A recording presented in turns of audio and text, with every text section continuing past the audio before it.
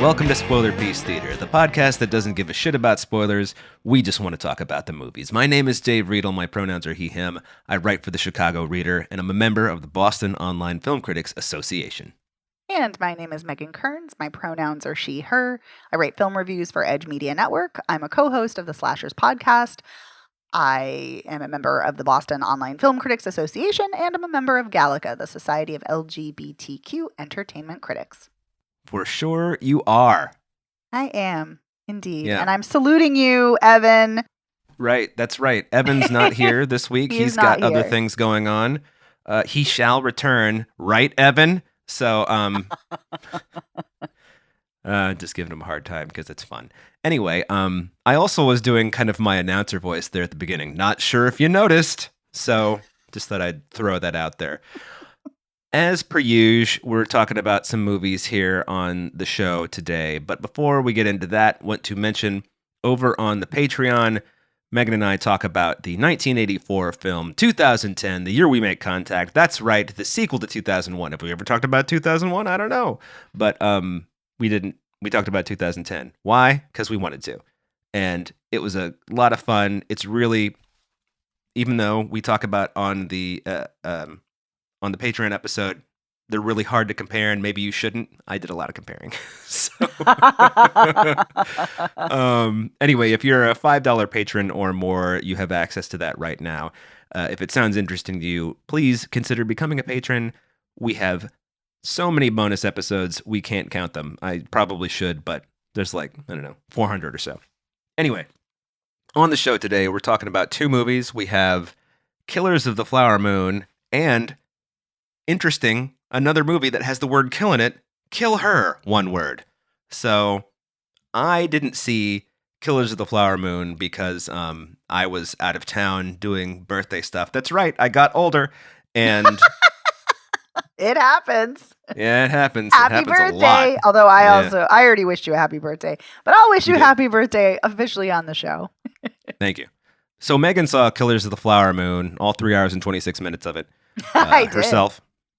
And so, Megan, why don't you regale us with what you think of Killers of the Flower Moon? Yeah, so I find this daunting whenever I'm talking alone about a film because I always worry that I'm going to miss something. And especially with a film like this, because it's so long. And although I have to say, I think that the pacing of the film is great. And I would say the same thing about The Irishman, because that's over 3 hours. And to me, it does not feel like a 3-hour film. So, but there's so many details, and this is based on very tragic true story. And so I'm very concerned I'm going to get some details wrong. And that's why it's always great to have another person who's seen it, to fact check you or to remind you or anything like that. So, but sorry. No. That was more a thing on me than on you. Okay. But yeah, so this film is incredible. It's extremely haunting. It's a chilling film. It's powerful. Lily. So I should start off by saying this is directed by Martin Scorsese. It is based on the book about the murders of the Osage Nation and the formation of the FBI. It is written by Martin Scorsese as well as Eric Roth and adapted from the book or inspired by the book. And yeah, so this stars Leonardo DiCaprio and Lily Gladstone and Robert De Niro.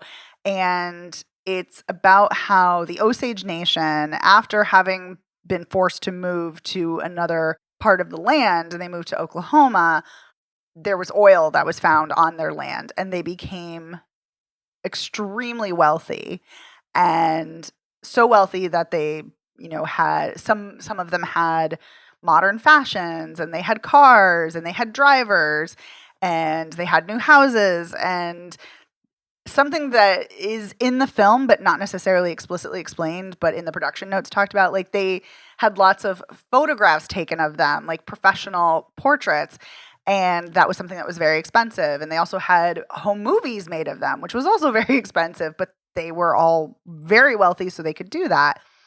And Leonardo DiCaprio plays Ernest Burkhart, who is a real person, and comes back from the war. He's a World War I veteran, and he decides he's going to live with his uncle, who is played by Robert De Niro, playing William King Hale. He's nicknamed King. He has everybody call him King. And he's a cattle rancher, on the land, and he works very closely with a lot of the Osage Nation. A lot of them know him. He considers them very close friends, and he speaks very highly of Osage people. And but we'll get back to him in a moment. And then there's Lily Gladstone, who plays Molly, who has many sisters and her mom, and she is extremely wealthy. And Ernest, Leonardo DiCaprio, is her chauffeur, and he begins flirting with her after his uncle King starts telling him, like, oh, Molly, she's single. She's not dating anybody. You should check that out. You should, pursue her. And so they begin talking and flirting and everything, and then they eventually fall in love and get married.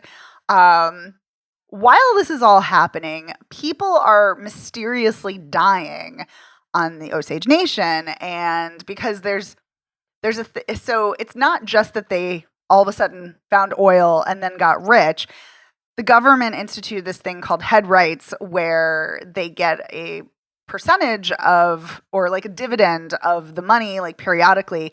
But it's a racist system that was implemented because they had to have white guardians caretaking their money because they weren't seen as competent enough to take care of it. And we see this really, oh, good Lord. Yeah, it's awful. And we see this really annoying. It's a great scene, but it's annoying. So Molly is going to get her head rights for whatever time period this is.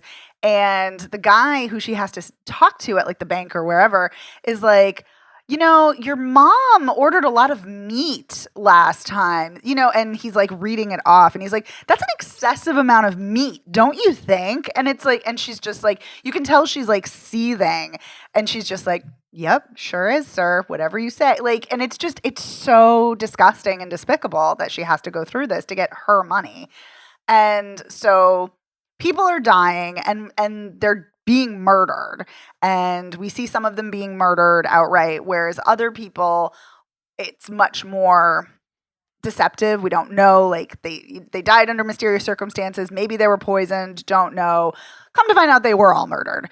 But so what happens is that King, after Molly and Ernest are married, basically he gets Ernest to start murdering her family members, and like one by one, her sisters and her brother, like a brother-in-law, and then her mom, and basically it's all building to eventually murder Molly. And Molly has diabetes, and she is struggling with that, and King is able to hook her up with insulin, which is like, I guess, just come on the market.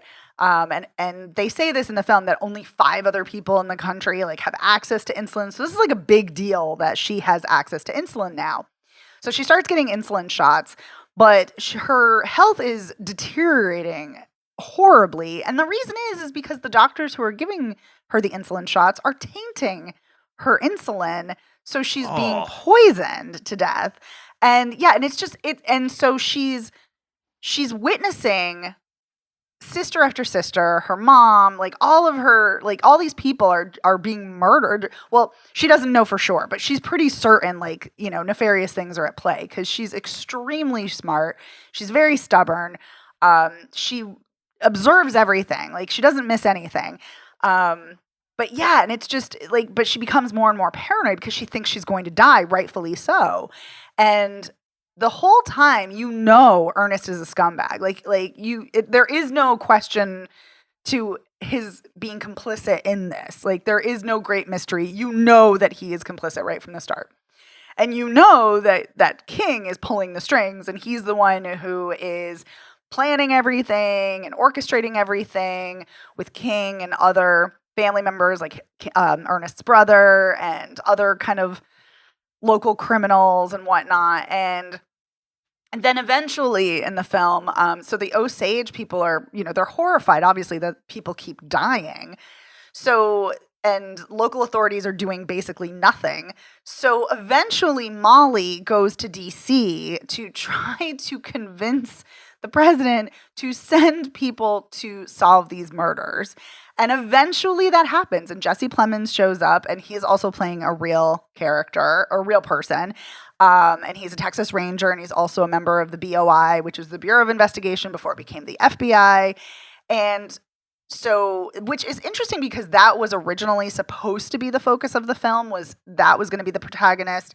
And this case was their first big murder case. That was going to be what the film focused on, but then they switched because Leonardo DiCaprio was like, we really shouldn't be focusing on, this guy. We should be focusing on the Osage people because Leonardo DiCaprio was a producer on this. And Martin Scorsese was like, yeah, you're absolutely right. We really should. And Martin Scorsese wanted to focus on Ernest and Molly because he found it so fascinating and weird that even though all this murder was happening, their love story was kind of at the center of this. And Molly stayed with him. And then there's a whole trial, and Ernest is put on trial, and Ernest admits to everything because he testifies against King. And it's wild. And, he says what happens, and Molly still stays, but she does eventually leave him. And in real life, she eventually divorced him. But there's a scene between the two of them, and she does get up and leave, and which is kind of an indication that, she's cutting ties with him. But yeah, so there's a lot happening in regards to all of these horrific things happening. I will say you do see a lot of dead bodies, and you see people being murdered because there are people who are not just poisoned and killed in kind of these insidious ways, but also just shot. And there's one of Molly's sisters and her husband. They are killed by a bombing. There's a local criminal who sets off a bomb in their house, and the devastation that it wreaks is just horrifying, and it's awful. The whole thing, and the fact of knowing that this is a true story, and it also happened so closely to the Tulsa massacre, and which the movie does briefly cover. It's just so horrible. It's so awful, and it's a part of history that we all should know. And so I'm really glad that there is a movie about it. However, and I think the movie it's expertly crafted. Martin Scorsese is, of course, a phenomenal filmmaker, and the acting is exceptional. I am less keen on Leonardo DiCaprio, especially in this movie. I don't. There's something about his performance I don't really like. It feels very fake, and which I wrestle with because his character is very duplicitous. And his character is very greedy. And interestingly, his character is very stupid too. He's not this mastermind. He's very easily manipulated, which is kind of interesting. But there's something that didn't feel authentic in Leonardo DiCaprio's performance for me. I will say, however, that Robert De Niro is excellent. Excellent. He is so good at playing this kind of larger than life villain. But what's interesting is that he plays it kind of in a very understated way, which makes it even more menacing and just so vile and awful. And it's just it's so creepy and so awful and horrible. But the heart of this film, for me, what it should be and what it is, the scenes that are the absolute best are the scenes with Lily Gladstone. I am such a huge, huge, huge, huge fan of Lily Gladstone. And she's phenomenal in everything I have ever seen her in. They have 3 films this year: The Unknown Country, Fancy Dance, and Killers of the Flower Moon. And she's phenomenal in all 3. And she has such an aura about her. She really commands the screen, but has this very subtle, quiet power to her.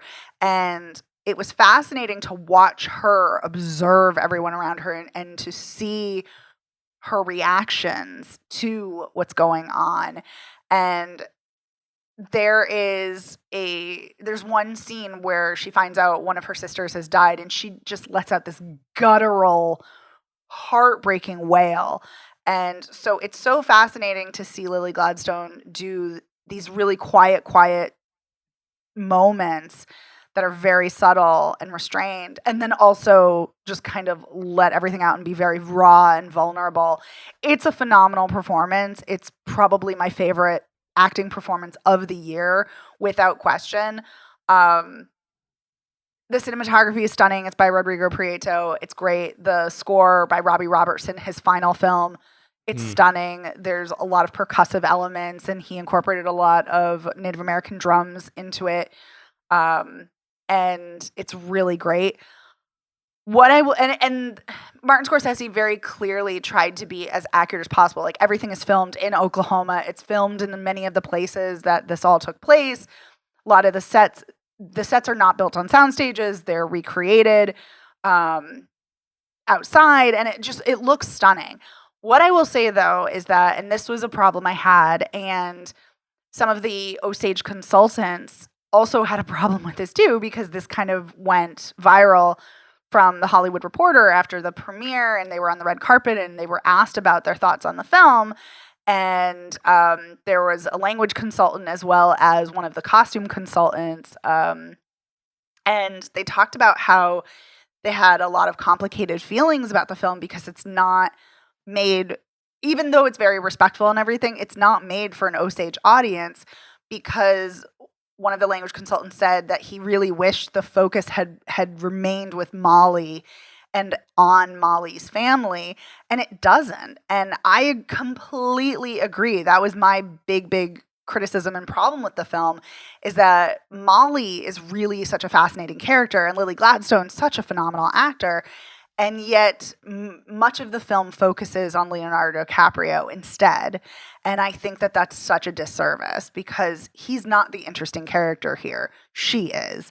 And it's her story, and it's her community's story. It's her tribe's story. And so I feel like, I hate to say, like, well, Martin Scorsese's a white man, so he's not going to get it right. But I feel like if it had been a Native American or Indigenous filmmaker, it probably would have been more of a focus on the Osage Nation. Although, I mean, it definitely was certainly an improvement for what the original plan of the film was. But yeah, I really wish there had been more focus on Molly and her perspective and what happens. Yeah, but I will say, the film at the very end does some interesting choices. It kind of does an Asteroid City move where once we... What does that mean? Well, once we shift from the trial and the trial's over, we shift to a radio like a radio play. And Martin Scorsese is there as well as other people. And they're like reading what happened to each of the people. So rather than having like text on screen, you're seeing like a stage play full of sound effects and everything. And there's a film critic that I saw this on Twitter kind of fly by and said that it was a really great kind of commentary on how we mine tragedy for entertainment. And I was like, that's a really great way of thinking of it. Because I thought of it as like Asteroid City, where it's kind of like a film within a film within a film. And you see parts of the kind of like radio stage play performing Asteroid City. And then the very final shot is of the Osage Nation doing kind of a tribal dance. Which also reminded me of like Black Klansman, because it's bringing it up to the present, which I feel like is showing like, a triumphant, or trying to end on a triumphant note. Like, we're still here, and here we are coming together as community. But I think it's a mistake that it doesn't focus more on Molly and her perspective. I wish it had, but it's an incredible film. It's a thought-provoking film. It's a haunting film. Extremely disturbing. Really powerful. So it sounds like you would recommend it overall, despite your misgivings about. Yeah. Oh yeah, absolutely, absolutely. Yeah, I wish I had been able to see this. Just didn't work out, but I will see it eventually. I'm not really sure that this is the most interesting thing about it, but I was most interested. This is so Oh. stupid. I'm most interested about Robbie Robertson's score I because, knew of you would course, be. I knew you I would love the be. band. I love Robbie Yes. Robertson, and he has, indigenous, etc. in his family. So, Yes, he does. um, Yes, he does. or did, we should Yeah. say. Yeah, Um, right, because unfortunately he passed away. But yes, no, he talked about that his experience on the reservation when he was a kid inspired him to create this score that he wanted to evoke the music and the sounds that he heard when he was on the reservation.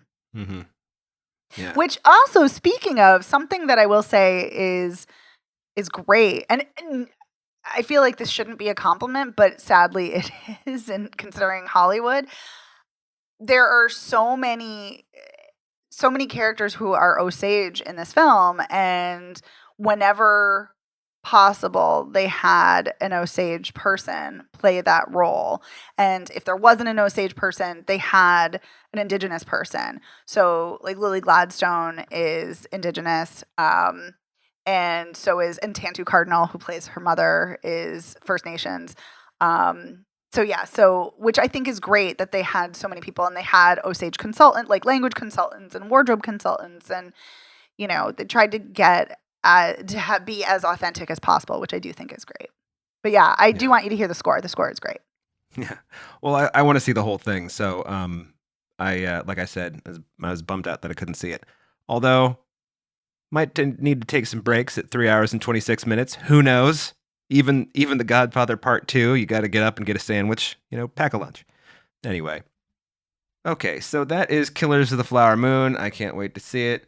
And now we're going to move on to the much less long KillHer, which is I don't know how to pronounce that because it's I think it's KillHer. No. yeah, I mean it's well, the reason I say that, audience, is because the name of the movie is KillHer, but it's spelled as one word with a capital H. So to me, it's kind of like, what the hell am I reading? But in case you couldn't tell, this is a horror movie, and or a slasher or something like that.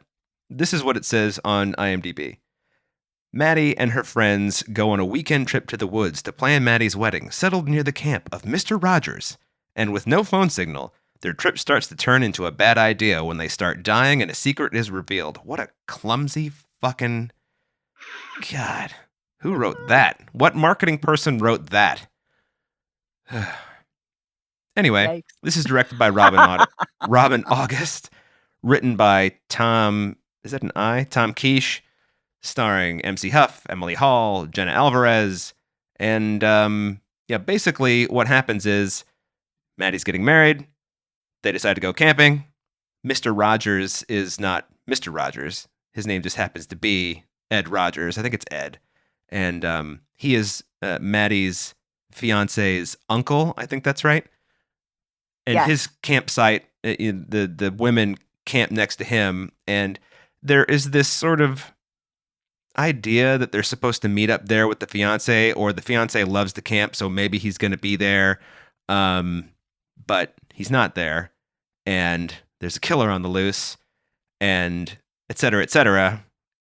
Megan, what did you think? Oh. Oh, I saw the eye roll from here. Ah! Oh boy.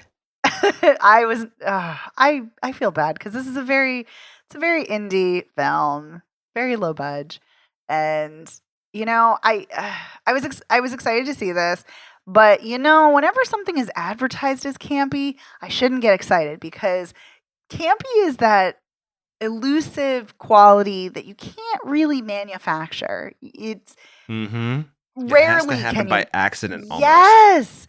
Yes. I occasionally, if you're very gifted enough of a filmmaker, you can make something campy intentionally, but so often it's not. It's something, that just happens. And so I think that this is trying to be campy, and it's very clearly an homage to, I mean, it is a slasher, but it's very clearly an homage to other slashers. And, Eddie, the character, one of the characters, she talks about the rules of horror in the car, which is, of course, very Scream-esque. And, which I think is a nice little touch. And also it's very Cabin in the Woods and, very meta in that regard. But the problem is that if you're going to reference a meta film like Scream, you need to be smart like Scream. And that's the thing is like Scream is an extremely, I think, well-written, sharp, funny, observant horror film. And this is just not that. The dialogue was repetitive. The dialogue is not good. The acting is not good. And again, I'm like, are they trying to act bad because they're trying to be campy? Regardless, I found the performances more annoying than anything, except for the guy who plays Mr. Rogers, who is the writer of the film. Oh. So yeah, and I thought he was quite good, and I'm like, oh yeah, because he was on Breaking Bad, and I'm like, oh yeah, you're an actual actor, like that's why you're good in this. I shouldn't say that because the other people are actual actors too, but I mean like he's been in maybe a higher caliber projects is what I'm trying to say. Sure. But yeah, I don't know. It did not work for me. And the whole like surprise twist, I'm not really your best friend. I'm really the killer. Like I saw that coming. And again, that's fine. I don't normally have a problem with that. Like just because I can predict something because, we see a lot of movies, you're going to be able to predict certain things after a while when you see so many. But that to me, there was no real subversion other than I guess arguably that, she's trying to pin the killings on Mr. Rogers because he looks like a killer. And surprise, he's not. He's actually seems like a fairly decent guy, I guess. But yeah, to me, it's not a good enough subversion. And the whole love triangle, like, oh, your fiance, I'm not really your best friend and roommate. Like, I hate you because I'm in love with your fiance and your fiance and I are, sleeping together. And then I murdered it. Like, it's just. Then I murdered his family, which I'm still not sure why she murdered his family. Like, what's the purpose of that? I don't know. Well, why did she run around and murder the people in the cabins? Like, but not the girl, like, not the women. I almost said girls. I can't. What's wrong with me? Not the women who were camping. Like, why? It doesn't make sense. Like, I don't know. I think maybe she thought that when she covered the one woman in honey that a bear would eat her, but it ended up just being raccoons. That's true. Yeah. She did leave her to die. And she did some elaborate James Bond kind of torture thing for the other woman she captured. That's true. With the fork, tied her down with duct tape and put like a, one of those long forks that you turn over meat with on your grill. Yes. That's true. That's true. If she is trying to torture, like rather than doing a quick kill, she probably, was just trying to torture them. I don't know. I think at that point I was so annoyed with the films that once the killing finally started happening, I was like over it.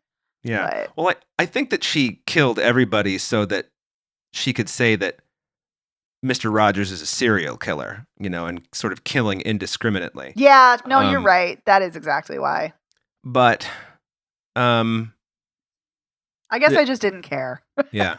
There were 3 things I found interesting about this, all related to the camera work. Because in a movie that's trying to be campy, there are 3 very not camp things that the camera does. And these are just shots. I can't remember them, of course. I wrote them down and I forgot to bring my notes and put them in front of me. So I only remember one of them. And that's when one of the women swings a chainsaw at Eddie, the killer, and Eddie ducks underneath it in a very... Yes. I mean, it doesn't look like The Matrix, but it looks like Limbo more than that. Eddie like ducks down, on her back and the chainsaw goes over her. And it's actually a really well done moment. And this is one of the other ones. They also do that thing where they wear the camera on the front of their body and it shoots their face. So it looks like it's that weird thing where the background's moving, but their face isn't. So what's his face explored that a lot. Life of Pi. Not Life of Pi. Fuck, just Pi. Darren Aronofsky.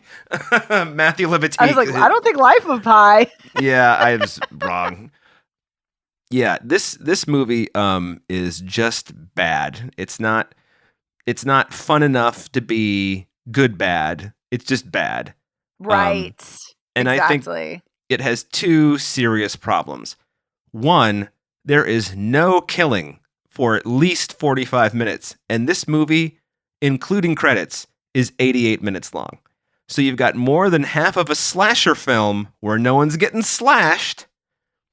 And then you've got, on top of that, bad CGI, blood, and effects mixed with halfway decent practical effects. It's a very strange choice.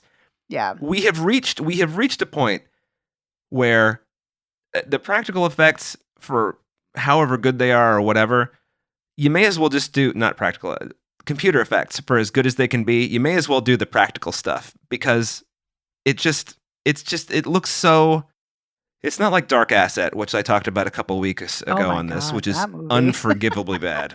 But this is just sort of like middle of the road, like, I see what you're going for, but I can tell that's CGI blood, and that's not interesting to me. But the big killer for this, aside from the fact that there's no killings for the first 45 minutes, et cetera, is its predictability, and it's just really underwhelming performances. Like, all four of the women are just not good. No. And Mr. Rogers is fine. The guy who plays Maddie's fiance, I guess he's fine, but he's barely on screen. So it's kind of hard to tell. And then the guy who works, what was it? He worked in like the lodge he checked people into cabins. Was that it? He was like the hotel manager of the cabin place. I don't know. He gets beat to death with a karaoke award. But yeah, this is just unfortunately just bad. I've seen so much bad horror this year that it's really starting to bum me out. Oh no, you need to see some good horror. I know, I really do. I mean, I don't know how you feel, but like you, watching this was a slog, and I have really... Oh, absolutely. I mean, I remember at one point looking at my watch thinking, well, there had been no kills yet. And I was like, but we've been like doing movie for a while. I'd been watching it a half hour. You know, it's like... It's not a good sign. Yeah. I don't know. There's just not a story here. Also, it's just, this is like a, you've got the Eddie who is in love with the fiance, who therefore wants to kill everyone, including the fiance, which she could have done years ago, because it sounds like they've had this conversation about him not being with her dozens of times. I know that's not exactly how obsession and stalking works, but for the purposes of the movie, let's just have him kill her. Let's have her kill him 10 years ago, and then we don't have a movie at all. So, and just like the fake outs, how it opens with Eddie screaming and the camera coming toward her. And it's just like, everything I'm watching, I'm just like, I know that is this weird? I always talk about how I figure things out, but figuring out the beats of this, it was like, I could figure out the beats. It's just like, well, this is a fake out. This is going to come back to us. And Eddie wearing the mask and scaring Maddie at the beginning. It's like, Eddie's definitely actually the killer. It's just like, I don't know. Yeah. Such a bummer. I know. Let me move well, it's away setting from the us mic. up too. Yeah. It's setting us up that Eddie's going to be the final girl, because so many final girls have gender neutral names, and, the way that she knows the rules of horror and, things like that. And that to me was such a red herring in addition to all of the other predictability. I'm like, oh, she's the killer. Like, I knew so early on, like, it just kind of blew my mind. Like, because I don't set out to figure things out in a film. Like, I kind of I like to let them unfold. Sure. And I just knew everything. And and I think the problem is that I didn't like any of the characters. And again, I want to be very clear. You don't have to have when I say I didn't like them, I'm not talking about the stereotypical traditional quote likability. Right. I mean, they're not interesting. Like, right. They're not saying anything interesting. They're not doing anything interesting. They're just there. And like the two friends are just like fucking dead weight.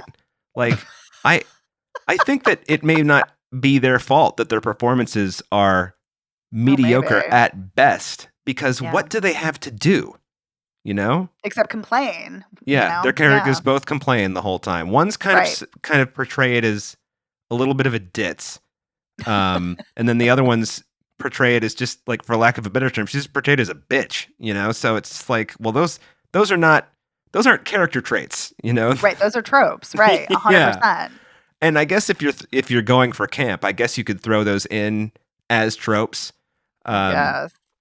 But that's kind of a But stretch. again, right. But it is. And shouldn't you subvert them or do something interesting with them or something?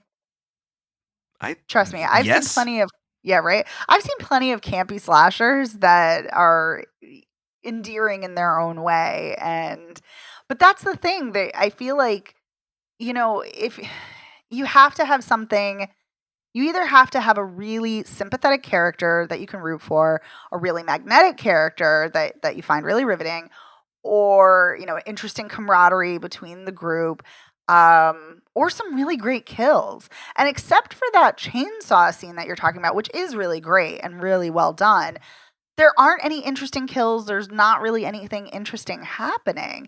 And like I feel like I'm watching a guy's version of what he thinks a feminist horror film would be, and it's not. Like, it's just not. Like, the women don't really come together until like the very last scene, and I don't know. Is it even that thoughtful, you think? I mean, I don't know. I don't know. I'd like to think that even films I don't enjoy have thought and foresight put into them, but I don't know. Maybe not. Maybe I'm reading too much into it. I don't know. I don't think that you're the problem. You know? It's me. Hi, the problem is not me. Yeah, this kind of reminded me in a not good way of that movie, You Might Be the Killer. Do you remember that one? It's based on that series of tweets that are actually pretty funny. And reading the tweets, it's like, this is a great, well, back when Twitter was Twitter, this is a great Twitter thread. It's so much fun. But then you see it written into a screenplay, and it's just absolutely the fucking worst. And this is kind of like, I feel like, oh, what would it be like if, this is where a feminist story and we've got the 4 women and like, yeah. And it's just, I mean, I don't even know whether to say this is misguided or because it's done so poorly. I'm not even sure what it was trying to do, I don't know. Like, I don't know. The only thing I can think of is, were they trying to have a really memorable killer? And like the way that Eddie is so erratic and like laughs so much at her own murders and whatnot. I don't know. Like, that's the only thing I can take away from this, is that that's what they were going for. Like, we're gonna have this really, oh wow, we're gonna have a woman killer. Isn't that so radical? Even though when you start watching slashers, there are a lot of women killers. A lot. Like, if you start watching slashers in the 80s, there's a ton of women killers. I digress. But anyway, so it's not that radical, first of all. And again, maybe they're paying homage to, 80s slashers.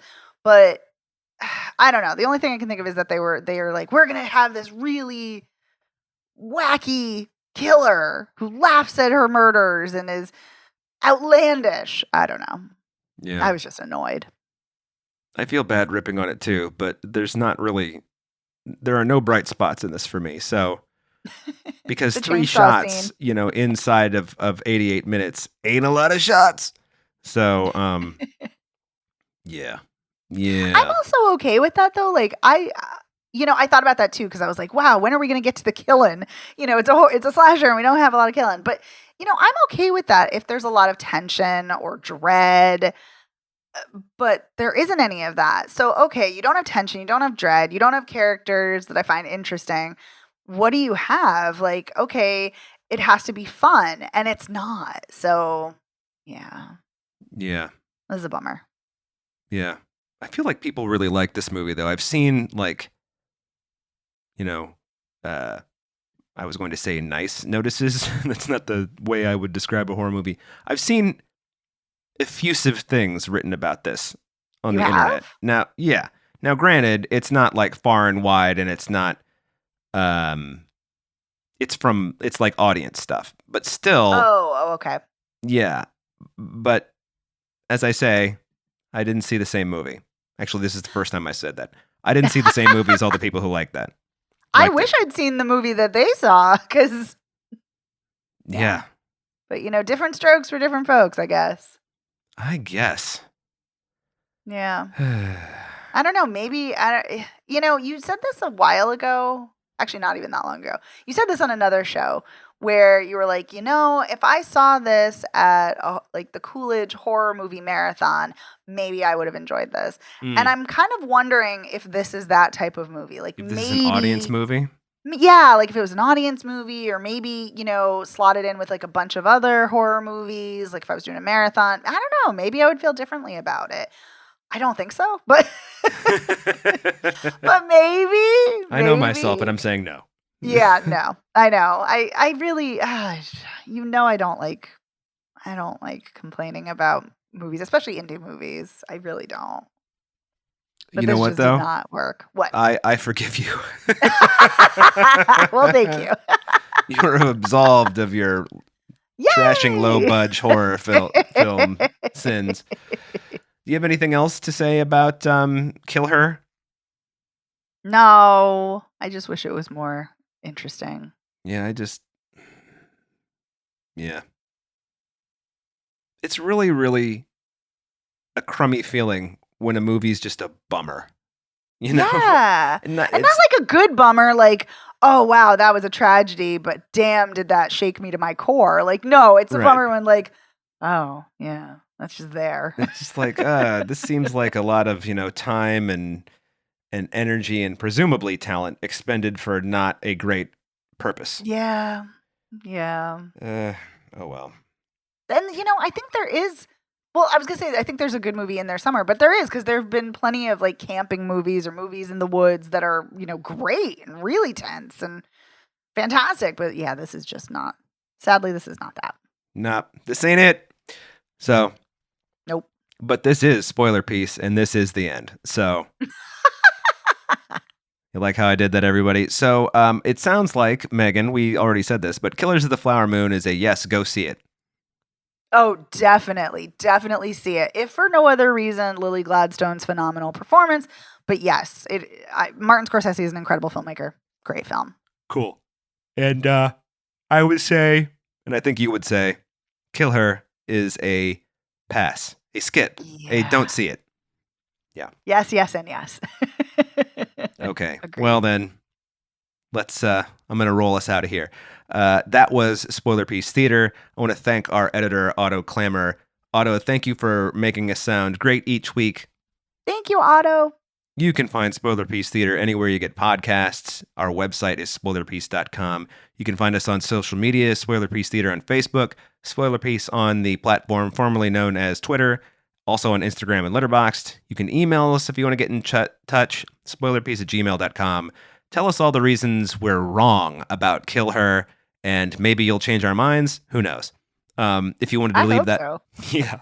If you wanted to leave that in a voicemail, you can go ahead and do that. Give us a call at 862-21-PEACE. And if you have a compelling reason why we should give KillHer another think, not another watch, but another think, then we'd love to hear it. If you like the show, please rate and review us by going to ratethispodcast.com/spoilerpiece, or you can rate us on Spotify and Apple Podcasts. That really helps us out. If you really, really like the show, please consider joining our Patreon, as I mentioned at the top. This week, Megan and I talked about 2010, the sequel to 2001, written and directed by Peter Hyams. We had a good time talking about that.